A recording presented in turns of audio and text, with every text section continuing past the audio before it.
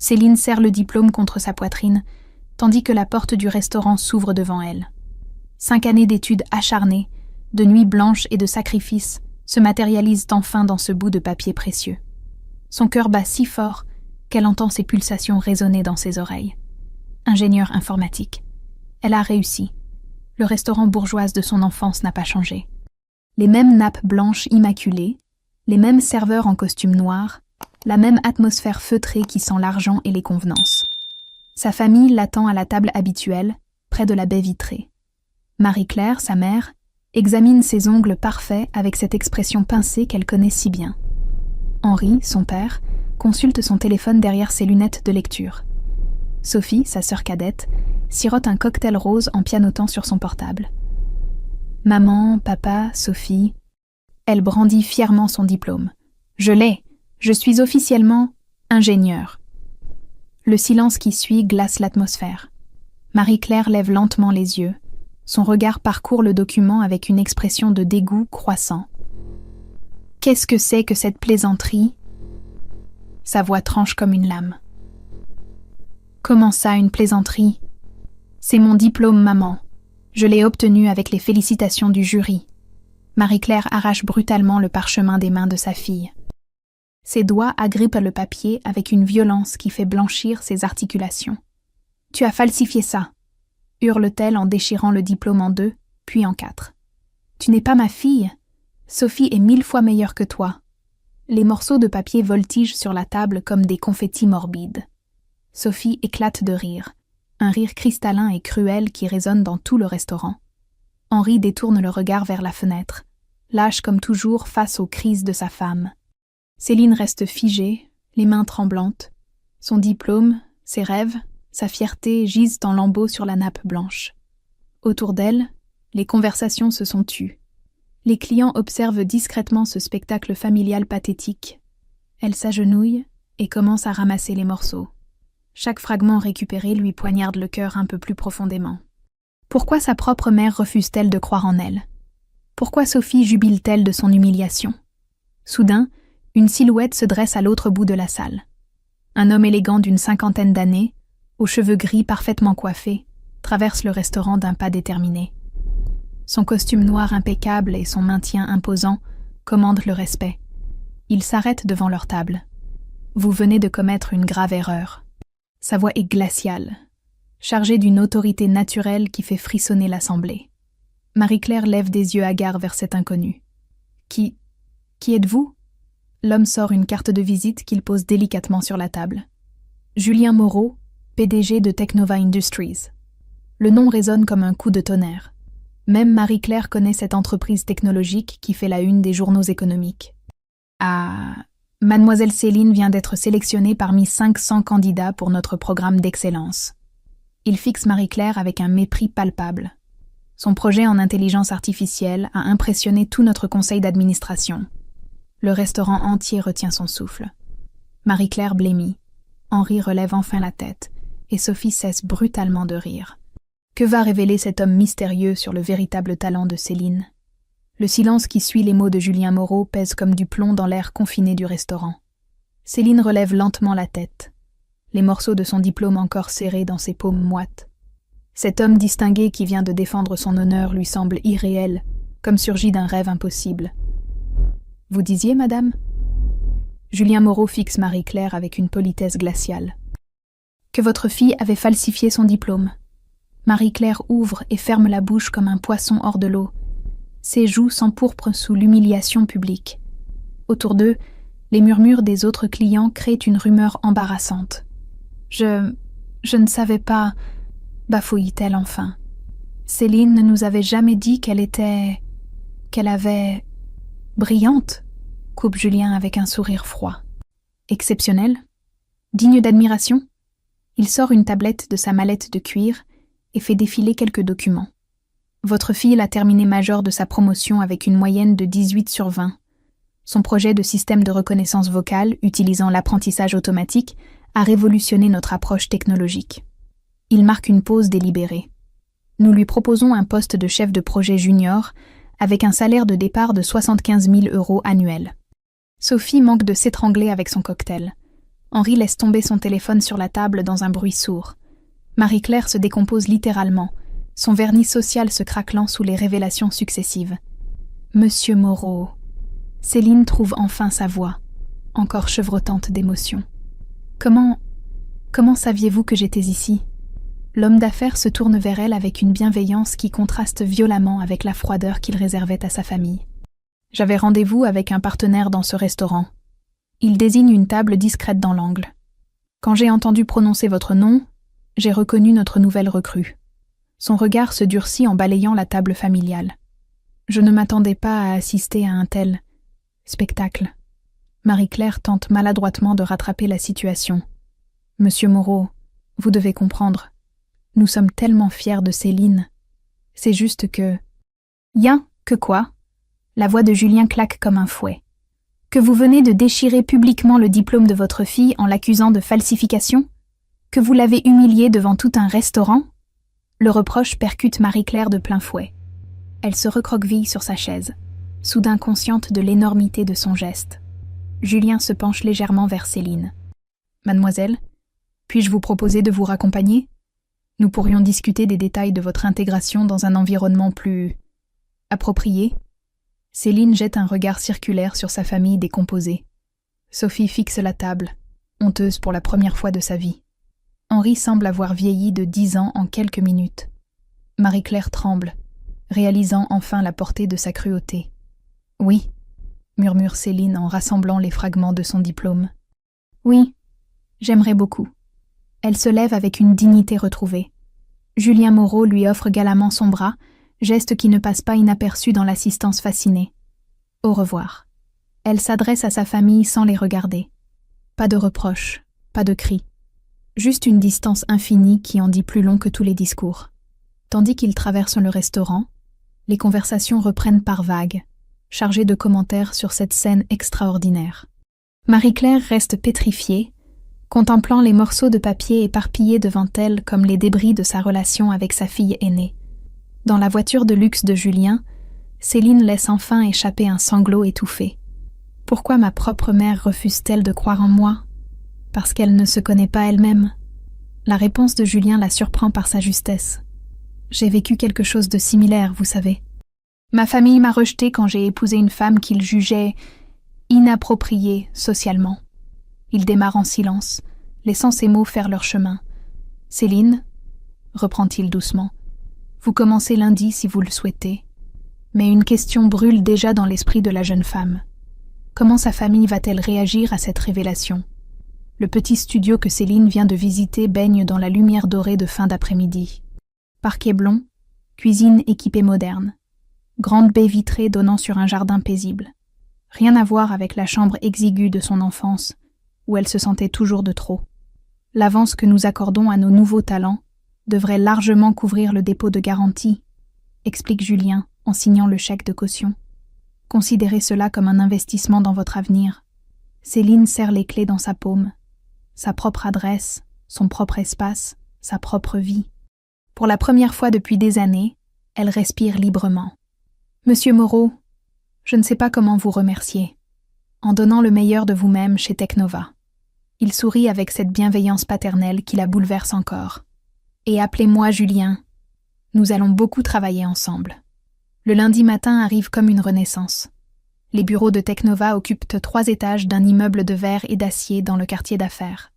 L'atmosphère bourdonne d'une énergie créative que Céline ressent immédiatement.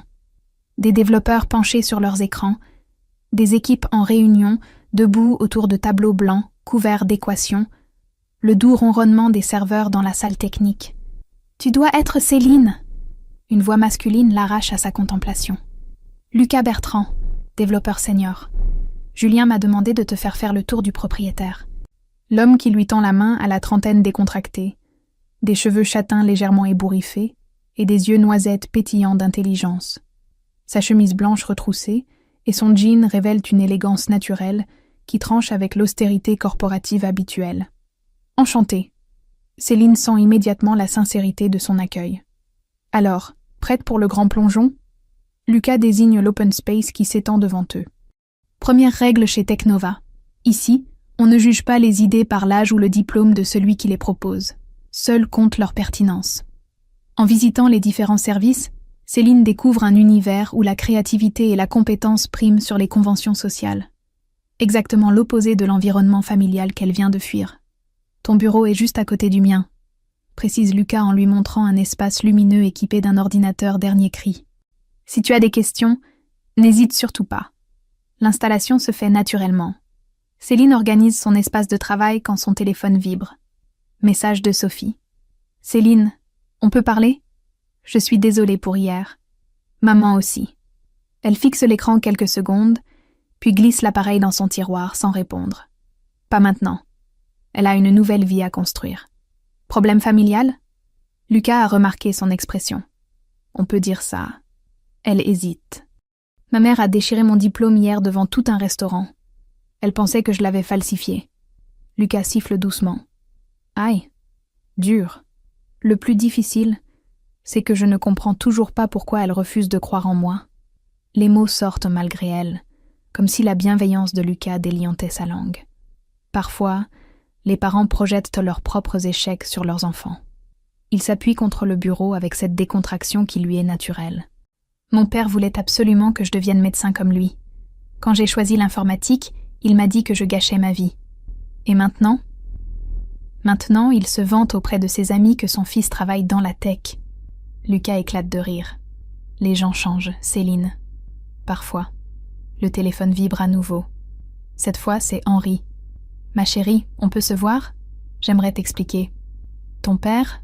Devine Lucas. Il n'a rien dit hier. Rien du tout. Il a juste détourné le regard pendant que ma mère me détruisait.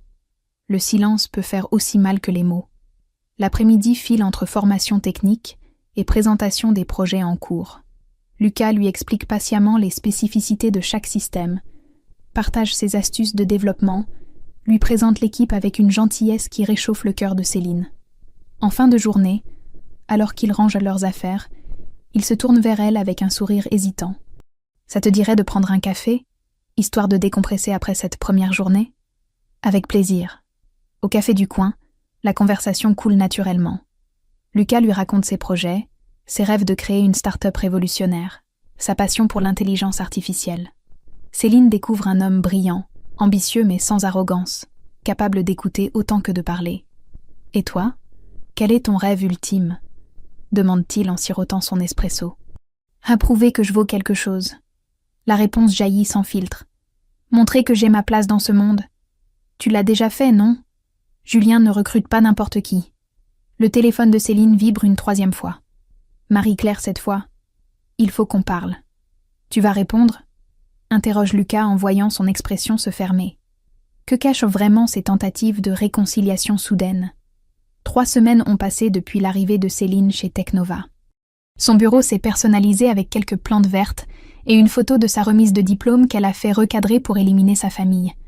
Seul compte désormais sa réussite personnelle. Ce matin, Julien convoque l'équipe pour une annonce majeure.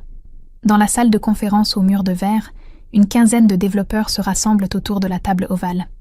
L'excitation est palpable. « Nous venons de décrocher l'appel d'offres de la Banque internationale européenne », annonce Julien avec fierté. Ils veulent un système de sécurité révolutionnaire pour protéger les transactions de leurs clients fortunés. Des murmures admiratifs parcourent l'assemblée. Ce type de contrat peut faire la réputation d'une entreprise technologique. Céline dirigera l'équipe technique, poursuit Julien. Son expertise en cryptographie et son approche novatrice correspondent exactement aux exigences du client. Le regard de Lucas croise celui de Céline avec un sourire complice. Elle sent ses joues s'empourprer légèrement. Depuis leur café quotidien en fin de journée, une complicité grandissante s'installe entre eux, faite de regards complices et de conversations qui s'éternisent. Le délai est serré, précise Julien. 6 semaines pour livrer un prototype fonctionnel. Je compte sur vous tous. La réunion se dispersait dans un brouhaha enthousiaste. Céline reste quelques instants seule avec Julien, encore sous le choc de cette responsabilité. Vous êtes sûr de votre choix ? C'est énorme comme projet. Céline, j'ai 40 ans d'expérience dans ce milieu. Julien pose une main paternelle sur son épaule. Vous avez cette étincelle rare que possèdent les vrais innovateurs. Faites-moi confiance comme je vous fais confiance. Cette nuit-là, Céline ne trouve pas le sommeil. Elle griffonne des algorithmes sur son carnet, échafaude des architectures logicielles complexes, repense chaque détail technique. L'enjeu la galvanise et l'angoisse à la fois. Son téléphone vibre vers minuit. Un message inattendu de Sophie. « Tu savais que je travaille maintenant chez Cybersec Solutions ? On se fait concurrence, petite sœur. » Céline se redresse brutalement dans son lit. Cybersec Solutions est précisément l'entreprise qui convoitait ce contrat bancaire. Le hasard n'existe pas dans le monde des affaires. Le lendemain matin, elle arrive au bureau avec une migraine tenace. Lucas la trouve penchée sur son ordinateur, les traits tirés par l'insomnie. Rough night. Il dépose un café fumant sur son bureau. Sophie travaille pour la concurrence. Elle lève des yeux inquiets vers lui. Et elle sait que j'ai décroché ce contrat. Ta sœur ? Lucas fronce les sourcils. Comment l'a-t-elle appris si vite ? Aucune idée. Mais connaissant Sophie, Céline soupire.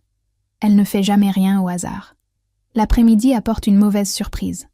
Julien fait irruption dans l'open space, le visage sombre. Nous avons un problème. Quelqu'un a tenté d'accéder à nos serveurs cette nuit. Les traces informatiques montrent une intrusion sophistiquée. Le sang de Céline se glace. Ah, ils ont réussi à voler des données ? Heureusement non. Nos sécurités ont tenu. Mais c'est un avertissement. Il balaye l'équipe du regard.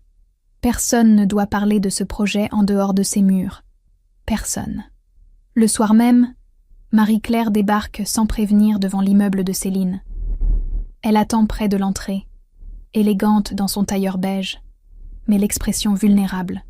« Céline, il faut qu'on parle. » Sa voix manque de son arrogance habituelle. « Je n'ai rien à te dire. »« S'il te plaît, 5 minutes. » Malgré elle, Céline cède. Elle monte dans le studio en silence. Marie-Claire découvre l'espace lumineux et moderne avec une surprise évidente. C'est très joli. Elle semble chercher ses mots. Tu t'en sors bien ? Pas grâce à toi. Marie-Claire encaisse le reproche comme une gifle. Elle s'assoit sur le canapé, soudain vieillie. Je sais que j'ai eu tort. Les mots sortent difficilement. Ce que j'ai fait au restaurant était impardonnable. Céline s'adosse au mur, gardant ses distances. Pourquoi tu refuses de croire en moi depuis toujours ? Le silence s'étire. Marie-Claire fixe ses mains comme si elle contenait la réponse. Tu me rappelles ma sœur ? Sa voix se brise légèrement. Isabelle, elle était brillante comme toi. Ingénieure aussi. Elle relève des yeux embués. Elle est morte dans un accident de voiture à 28 ans. J'étais jalouse d'elle. Jalouse de son succès, de sa facilité. Et quand elle est morte, Céline sent sa colère vaciller face à cette révélation inattendue. J'ai peur que tu me dépasses comme elle m'avait dépassée. Marie-Claire essuie discrètement une larme. Alors je préfère te rabaisser avant que tu m'abandonnes. Maman, je sais que c'est stupide, mais voir tes réussites, c'est comme voir Isabelle revivre. Et ça me terrorise. Céline reste sans voix face à cette confession bouleversante. Mais une question l'a taraudée. Pourquoi Sophie connaît-elle les détails de son nouveau projet ? Le projet de la banque avance à un rythme effréné. Céline passe désormais ses soirées au bureau, perfectionnant chaque ligne de code avec une obsession qui inquiète Lucas. Il reste souvent avec elle, prétextant ses propres tâches, mais veillant discrètement sur elle. « Tu devrais rentrer », murmure-t-il, en voyant ses yeux rougis par la fatigue. Le code sera encore là demain. Pas si quelqu'un d'autre met la main dessus avant. Elle sauvegarde son travail pour la 10e fois. Sophie a été très discrète depuis sa visite. Trop discrète. Un message apparaît soudain sur son écran personnel. « Sophie, justement. Café demain ? J'ai une proposition qui pourrait t'intéresser. » Lucas lit par-dessus son épaule. « Tu vas y aller ? Il faut que je sache ce qu'elle mijote. » Le lendemain, les deux sœurs se retrouvent dans un café neutre du centre-ville. Sophie a soigné son apparence, chemisier de soie, et maquillage parfait. Mais Céline perçoit une tension inhabituelle dans son maintien. « Tu as l'air fatiguée », attaque Sophie avec un sourire forcé. « Ce nouveau travail te prend beaucoup de temps ? Qu'est-ce que tu veux, Sophie ?» Toujours directe. Sophie sirote son cappuccino. « Écoute, je sais qu'on s'est mal quitté l'autre jour. Je voulais me rattraper. » Elle sort une enveloppe de son sac. Cybersec Solutions cherche une développeuse senior. Le salaire est Généreux. Céline jette un œil aux chiffres. Impressionnant, effectivement. Trop beau pour être honnête. En échange de quoi? De rien, juste tes compétences. Le regard de Sophie fuit légèrement. Enfin, ils aimeraient connaître tes méthodes de cryptographie, histoire de s'inspirer. Mes méthodes? Céline repose brutalement sa tasse. Tu veux que je trahisse Technova? Ce n'est pas de la trahison.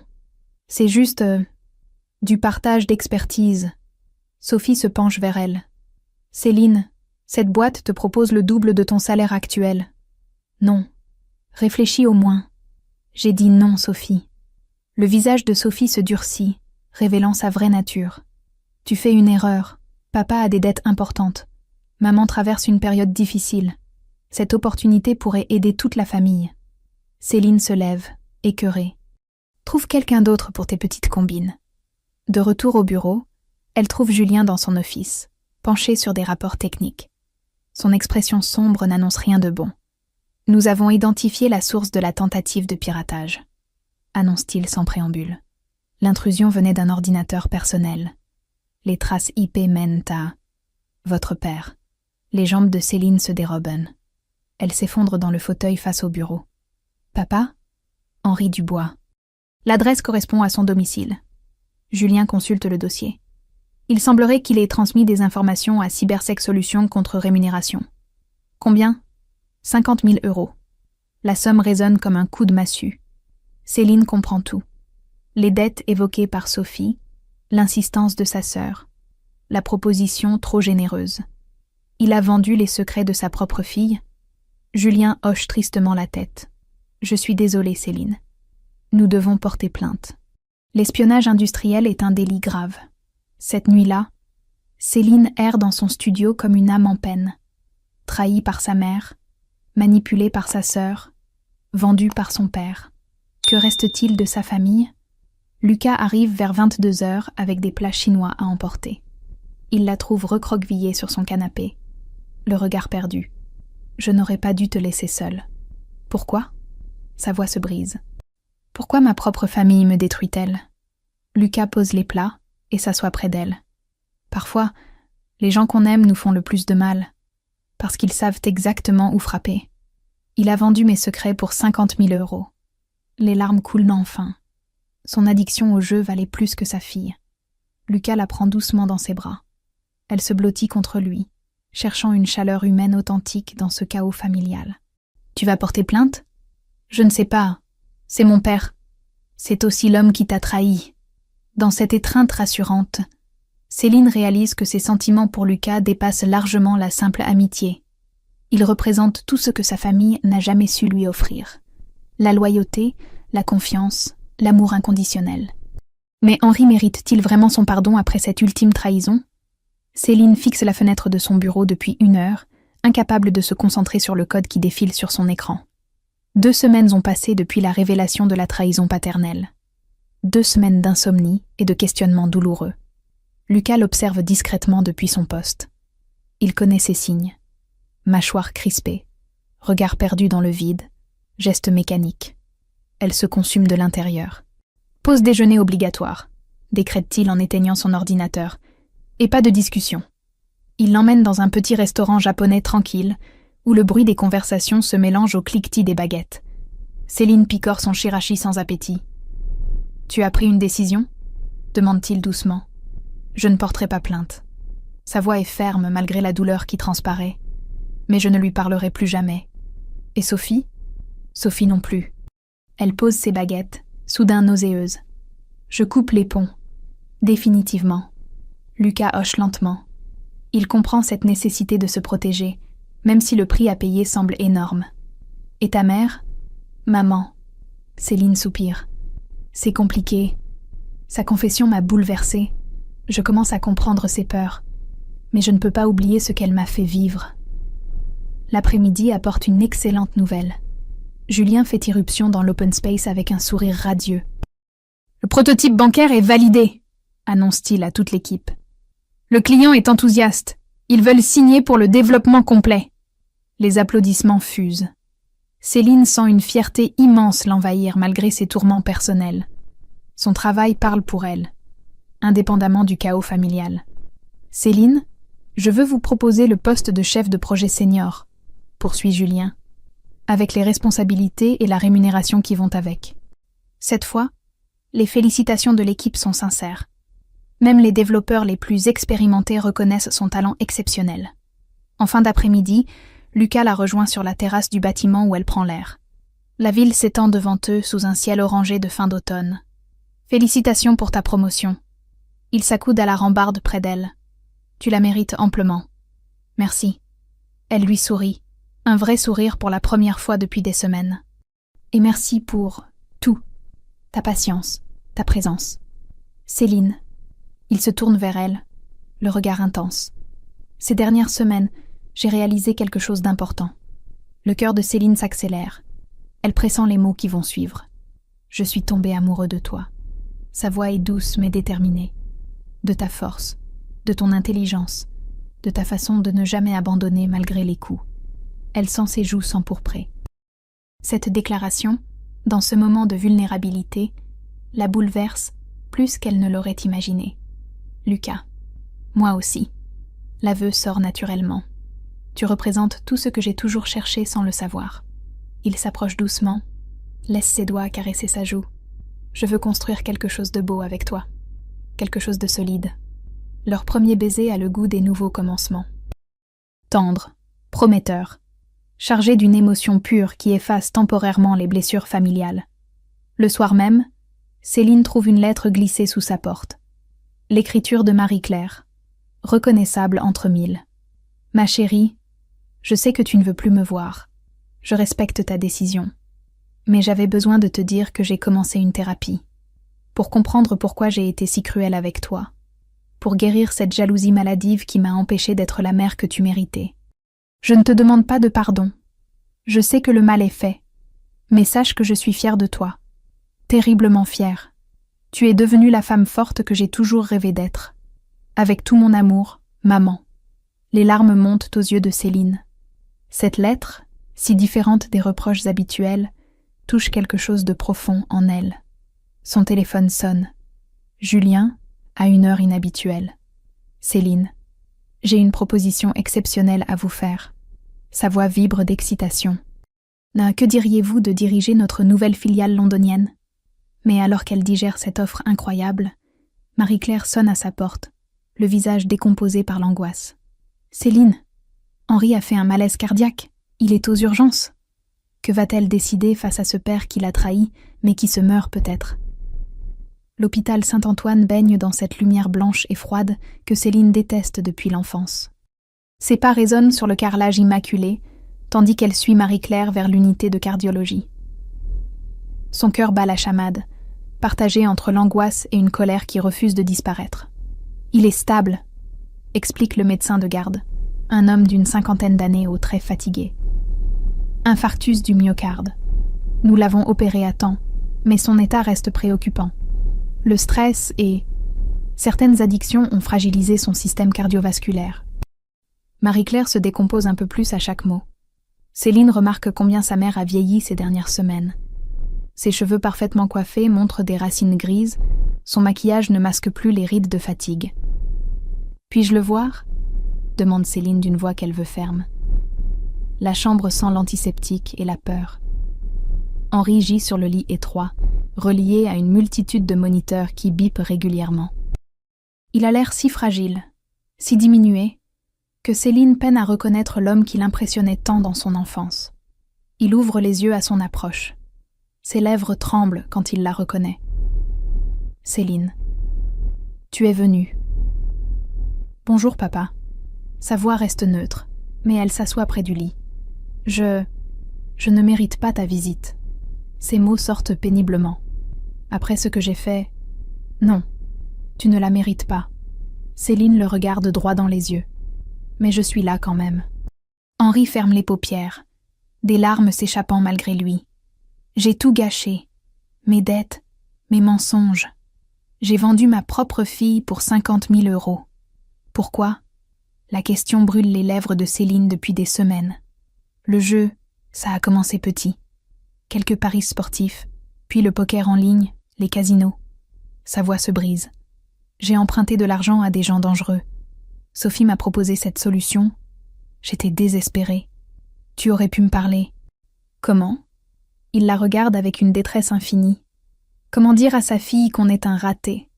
Que malgré toutes ses leçons de morale, on n'a pas su résister à ses démons ? Marie-Claire entre discrètement, tenant 2 cafés fumants. Elle en tend un à Céline sans un mot, respectant ce moment entre père et fille. « J'ai honte », continue Henri. « Honte de t'avoir trahi. Honte d'avoir échoué comme père, comme mari. » Céline sirote son café, laissant le silence s'installer. Cette conversation qu'elle redoutait depuis des semaines se révèle moins douloureuse qu'elle ne l'imaginait.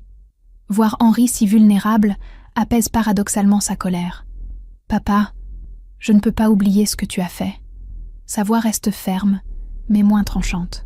« Mais je ne veux pas non plus te perdre sur un malentendu. » Henri hoche faiblement la tête, comprenant qu'elle ne lui offre ni pardon total, ni réconciliation immédiate, mais une possibilité de reconstruction. « Sophie regrette aussi, » murmure Marie-Claire. Elle réalise qu'elle t'a entraînée dans cette histoire sordide. « Sophie regrette d'avoir échoué, » corrige Céline. C'est différent. Lucas arrive en fin d'après-midi, apportant avec lui une bouffée de normalité dans cette atmosphère pesante. Il salue poliment Marie-Claire, serre la main d'Henri avec une courtoisie qui touche Céline. « Comment va-t-il » demande-t-il quand il se retrouve dans le couloir. Physiquement, il s'en sortira. Émotionnellement, Céline hausse les épaules. Il faudra du temps. Et toi ? Moi, je vais mieux. Elle se blottit contre lui. Voir papa si affaibli me fait réaliser que la vengeance ne sert à rien. Je veux juste avancer. Avec moi ? Il sourit tendrement. Avec toi. Elle l'embrasse doucement. Et j'ai réfléchi à la proposition de Julien. Londres me tente. Un nouveau départ.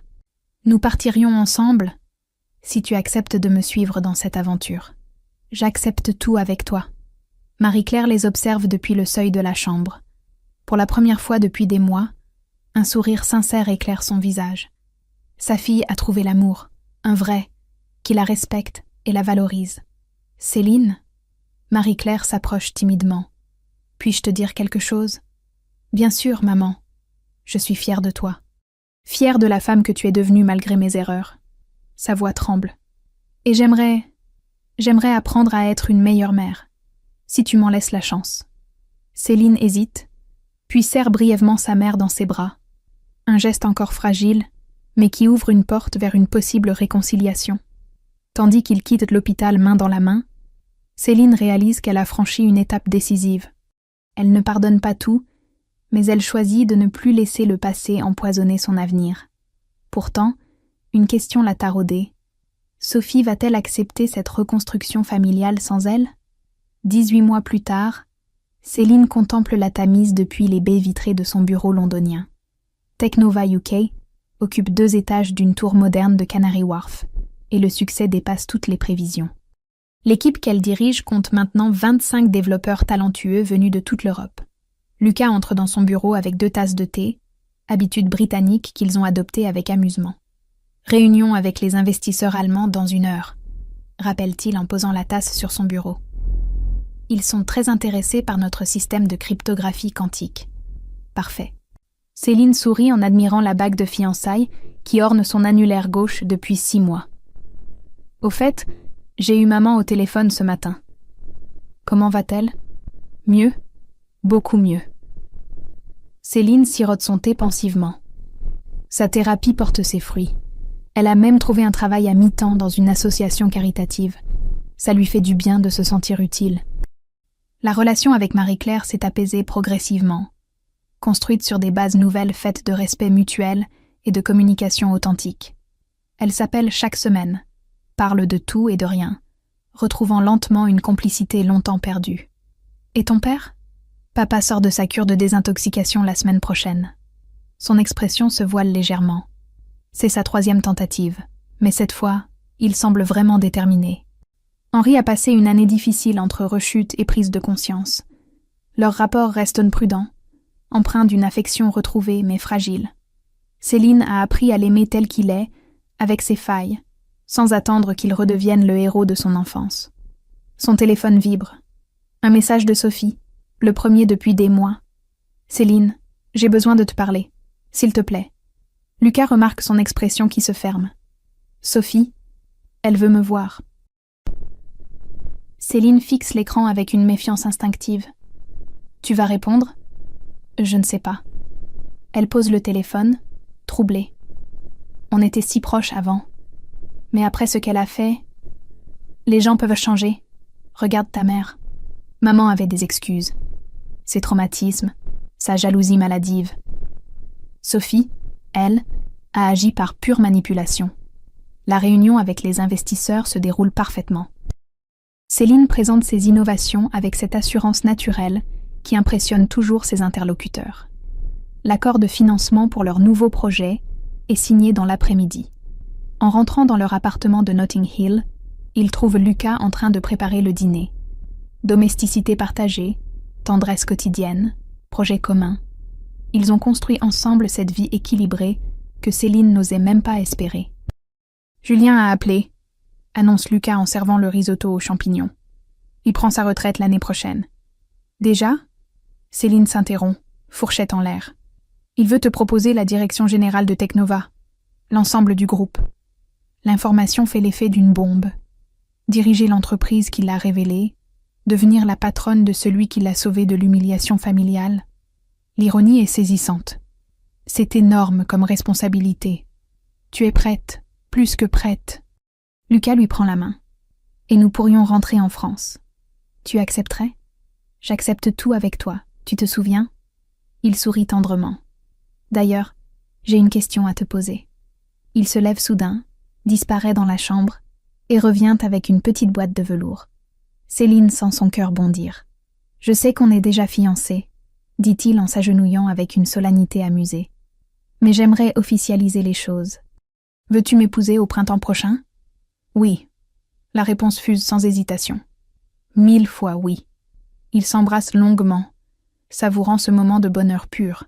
Céline réalise qu'elle a construit sa propre définition du bonheur, loin des critères familiaux toxiques. Son téléphone sonne. Marie-Claire, rayonnante à l'écran. « Maman, Lucas vient de me redemander en mariage. »« Oh, ma chérie, c'est merveilleux. » Marie-Claire applaudit de joie. « J'ai hâte de l'accueillir officiellement dans la famille. »« Au fait, » ajoute Marie-Claire plus sérieusement, « Sophie m'a appelée. Elle traverse une période très difficile. Elle a perdu son travail, son copain l'a quittée. Elle voudrait vraiment te parler. » Céline échange un regard avec Lucas. Peut-être est-il temps d'écouter ce que sa sœur a à dire. D'accord. Dis-lui qu'on peut se voir la semaine prochaine à Paris. Mais au moment de raccrocher, une sonnerie retentit. Quelqu'un monte l'escalier.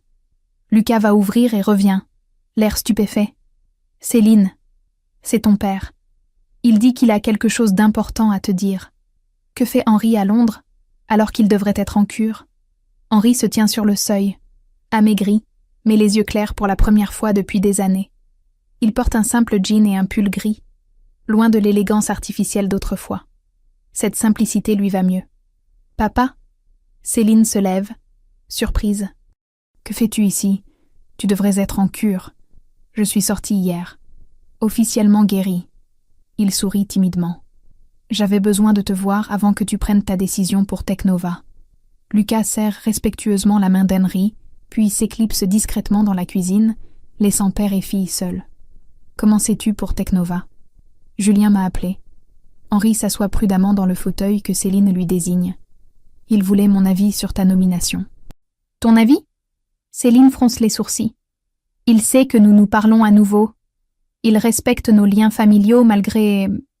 mes erreurs. » Henri respire profondément. « Je lui ai dit la vérité, que tu es la personne la plus intègre et la plus brillante que je connaisse. » Ces mots simples touchent Céline plus profondément que tous les discours.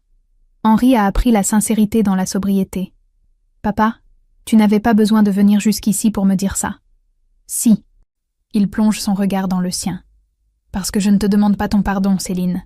Je sais que je ne le mérite pas. Mais je voulais te dire que je suis fière de toi. Immensément fière. Papa, laisse-moi finir. » Sa voix tremble légèrement. « Pendant ma cure, j'ai compris quelque chose d'essentiel. J'ai passé ma vie à fuir mes responsabilités, à rejeter mes échecs sur les autres. Toi, tu as transformé chaque obstacle en tremplin, Tu es devenu quelqu'un de bien malgré moi. » Céline sent les larmes monter. Ce père vulnérable mais sincère lui ressemble davantage que l'homme arrogant qu'elle a connu. J'aimerais être présent à ton mariage, si tu l'acceptes. Pas pour jouer le père parfait, mais pour célébrer la femme extraordinaire que tu es devenue. Bien sûr que tu seras là. Les mots sortent connaturellement. Tu es mon père, imparfait, mais irremplaçable. Henri laisse échapper un sanglot de soulagement. Ils s'étreignent longuement, retrouvant une tendresse simple et vraie. Le mariage a lieu 6 mois plus tard dans un domaine provençal, baigné de soleil printanier. Céline rayonne dans sa robe de soie ivoire, simple et élégante. Lucas l'attend devant l'officiant, ému et fier. L'assemblée reflète le chemin parcouru, collègue de Teknova, ami londonien, et surtout sa famille recomposée. Marie-Claire, radieuse dans sa robe bleue, a retrouvé cette joie de vivre qu'elle avait perdue avec la mort d'Isabelle. Henri, sobre depuis 8 mois, accompagne sa fille avec une dignité retrouvée. Même Sophie est présente, discrète au fond de l'assemblée.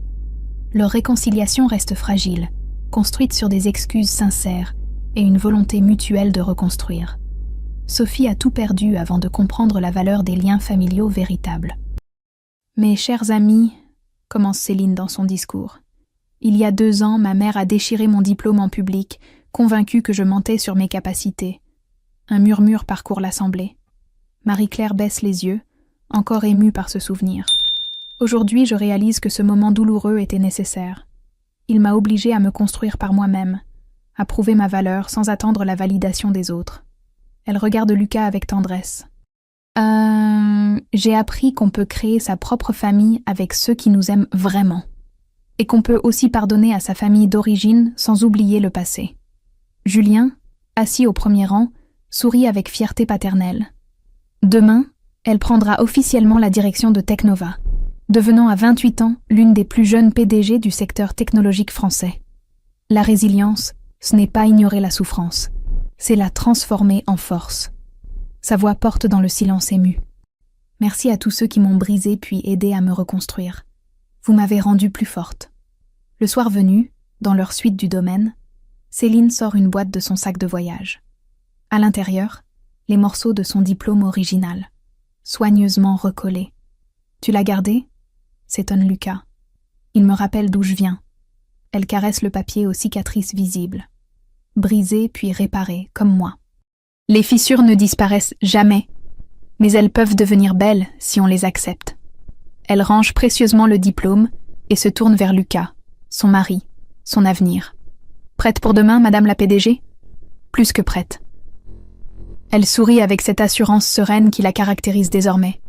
J'ai appris à écrire ma propre histoire. Dehors, les cigales chantent à l'été naissant. Céline s'endort contre l'épaule de Lucas, apaisée. Elle n'a plus besoin de prouver sa valeur à personne. Elle la connaît.